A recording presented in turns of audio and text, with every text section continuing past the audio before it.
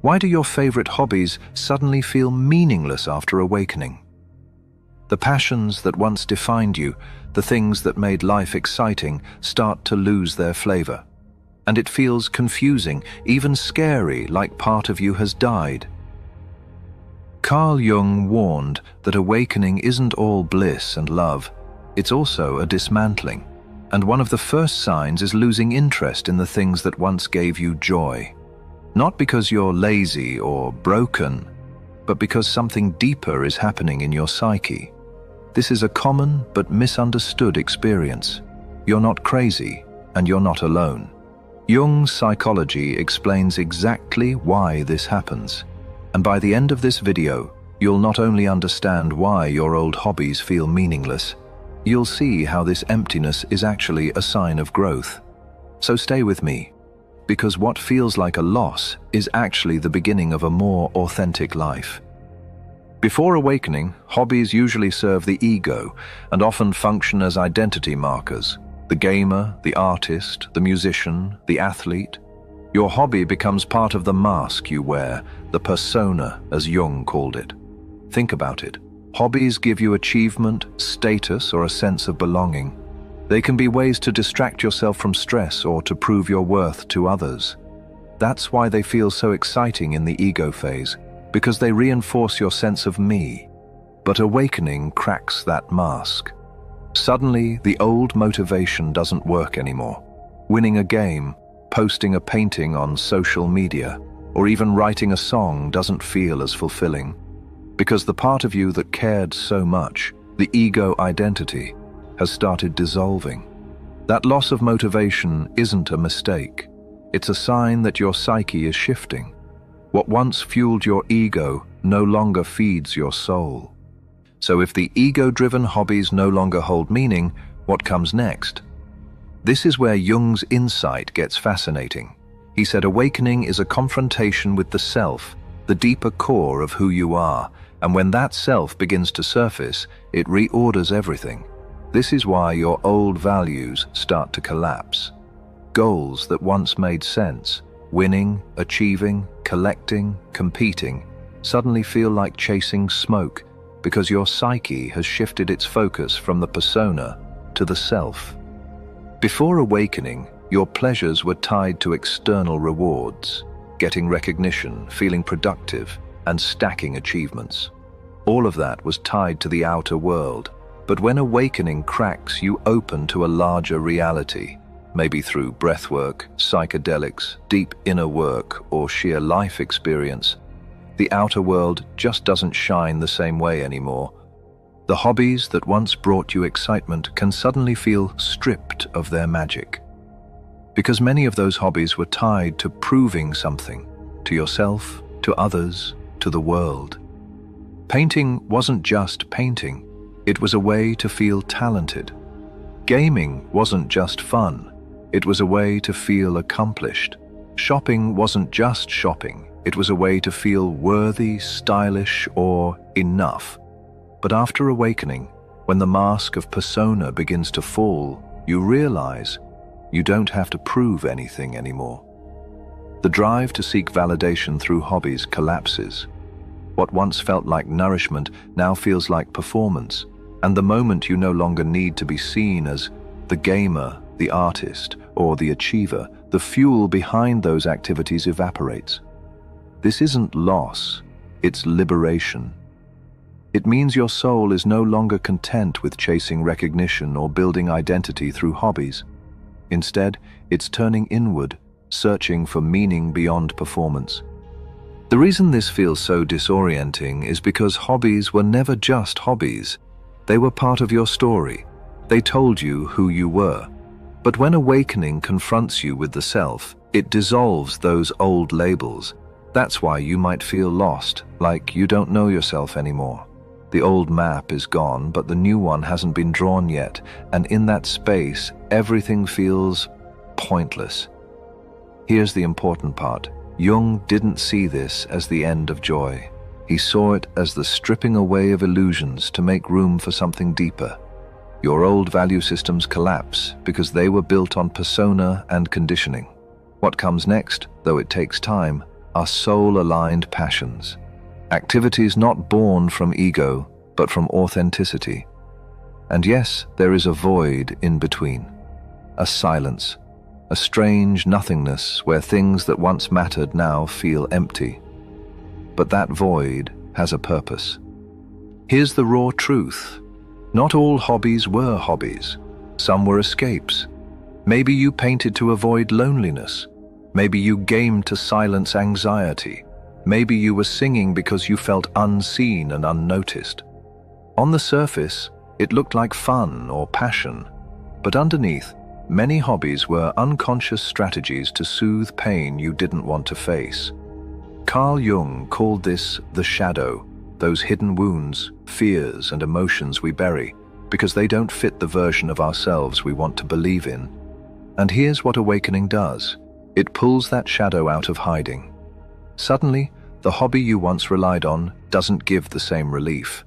Because it was never really about the hobby. It was about avoiding the feelings underneath. So when awakening happens, the psyche starts dismantling these distractions. It's like your soul saying, "No more band-aids, face the wound." That's why you lose interest. Not because you're bored of your passions, but because the passions were serving as masks. When the mask falls, the coping mechanism fails. And that can feel brutal. Suddenly, you can't run from your shadow. You have to sit with it. This stage can feel depressing, even hopeless. People often say, "I don't enjoy anything anymore. What's wrong with me?" But Jungian psychology says, nothing's wrong. In fact, this is a breakthrough, because for the first time, you're meeting yourself without distraction. You're no longer hiding behind endless activity. You're seeing the loneliness, the fear, the grief, the longing, and while it hurts, it's also profoundly healing. By sitting with the shadow, instead of painting over it, you begin to integrate it. You learn that loneliness isn't a death sentence. It's a doorway to self-connection. Fear isn't a weakness. It's a signal to be honored. Grief isn't a curse. It's a teacher. Losing your old escapes feels like losing part of yourself. But really, it's losing the veil. And here's where it gets even deeper. This stage of losing your hobbies, facing the void, and meeting your shadow isn't just a detour. It's part of what mystics call the dark night of the soul. The dark night is not about despair for despair's sake. It's about dismantling the illusions that once structured your life. Jung would say it's the collapse of the old psychic order. The things that gave you meaning, your hobbies, goals, pleasures, suddenly fall apart. And at first it feels like a kind of death. You wake up one morning and the spark is gone. Music feels like noise. Painting feels forced. Gaming feels like repetition. Shopping feels pointless. Even life itself seems stripped of color. But here's the secret. This death of meaning isn't an ending at all. It's a sacred transition.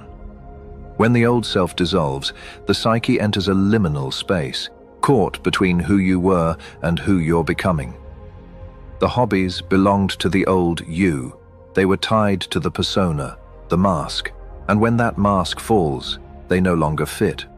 That's why everything feels dead. It's not because life has no meaning, it's because the old meaning system has collapsed. You can't force yourself back into it. You can't reattach the mask. Jung compared this to alchemy. The psyche must undergo a nigredo, a blackening, a dissolving, before anything new can be born.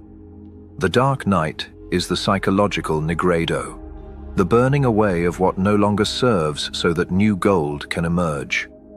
As painful as it feels, this void has a function. It strips away false motivations. It forces you to sit with silence, with emptiness, with nothing to prove and nothing to hide behind. It teaches you that you are not your hobbies. You are not your achievements. You are not the roles you've played. When everything external loses meaning, you are invited to touch something deeper, the ground of being itself. The self, as Jung would call it. Not the ego self that needs validation, but the deeper self that simply is. And from that ground, new forms of meaning eventually sprout. But this time, they're not ego-driven, they're soul-driven. Jung called this process individuation, becoming your true self, whole and undivided. Losing your old hobbies is not the end of creativity. It's the clearing of the field so that authentic creativity can grow. Maybe painting comes back, not as a way to prove your talent, but as meditation. Maybe music returns, not to show off, but to express your soul. Maybe new passions appear, gardening, writing, walking in nature, that you never expected. These aren't hobbies in the old sense. They're not escapes. They're expressions of your being. When individuation begins, your joy shifts from doing to achieve into doing to be. The activity itself becomes nourishment, not a mask. So what would Jung suggest if you're here, stuck in the void, grieving your lost passions? Be patient with the void. Don't force old hobbies back into your life. Allow the emptiness. It's part of the process. Experiment with new expressions. Try journaling, walking in nature, silence, or forms of art you've never explored. Let the self guide you. Observe your shadow. Ask yourself, was this hobby feeding my soul or feeding my persona? That question alone can reframe everything. Trust the process of individuation. Something new will emerge, but only after you've let go of what no longer serves.